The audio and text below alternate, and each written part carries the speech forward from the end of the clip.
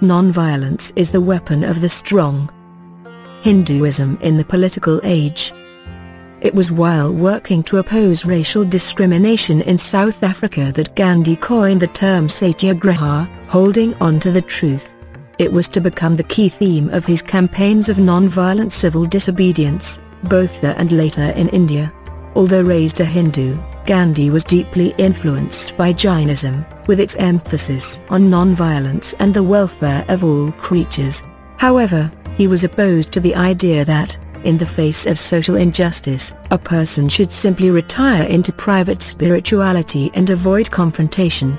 Hinduism had long been divided between those who thought that they should follow their social duty, as determined by their class and stage of life, and those who opted out of society in order to follow an ascetic path of personal religious discipline.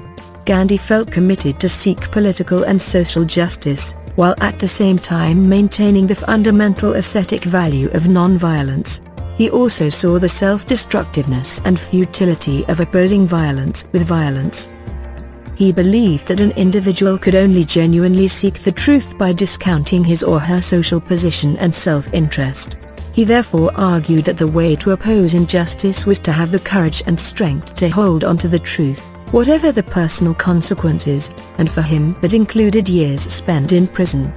He regarded non-cooperation and civil disobedience as weapons of truth that an individual or society should not be afraid to deploy, provided that negotiation had failed. To accept the consequences of our actions is a sign of strength, if accompanied by the moral certainty of the truth. Love all, hate no one. Gandhi emphasized that ahimsa, non-violence, should be taken in its most positive sense, in other words, that it should mean the cultivation of love toward all, as opposed to simply abstinence from killing.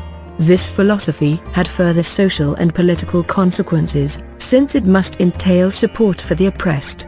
So, for example, Gandhi championed the cause of those who were outside the caste system and called untouchables since they were considered to be ritually impure. He regarded untouchability as a crime against humanity. It was later outlawed in India.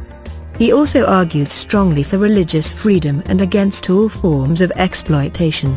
Unfortunately, the last year of Gandhi's life saw bloodshed and mass displacement as Muslim Pakistan was separated from Hindu India.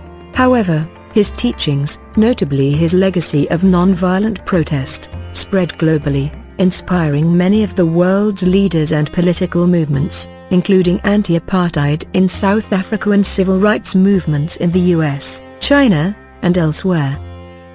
Mohandas Karamchand, Mahatma Gandhi.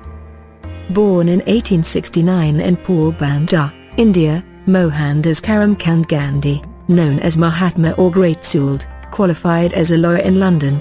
After a brief time back in India, he spent 21 years in South Africa giving legal support to the Indian community, during which time he launched a program of passive resistance against the compulsory registration and fingerprinting of Indians. In 1914, he returned to India, where he opposed injustices imposed by the British rulers.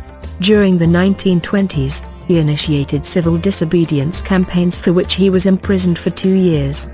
He continued to promote similar campaigns, and suffered a further term in jail. He wanted to see an India free from British rule, in which all its religious groups could have a stake, and when independence was finally agreed in 1947, he opposed the partition of India because it conflicted with his vision of religious unity. Gandhi was assassinated in Delhi in 1948 by a Hindu fanatic who accused him of being too sympathetic to the needs of the nation's Muslims.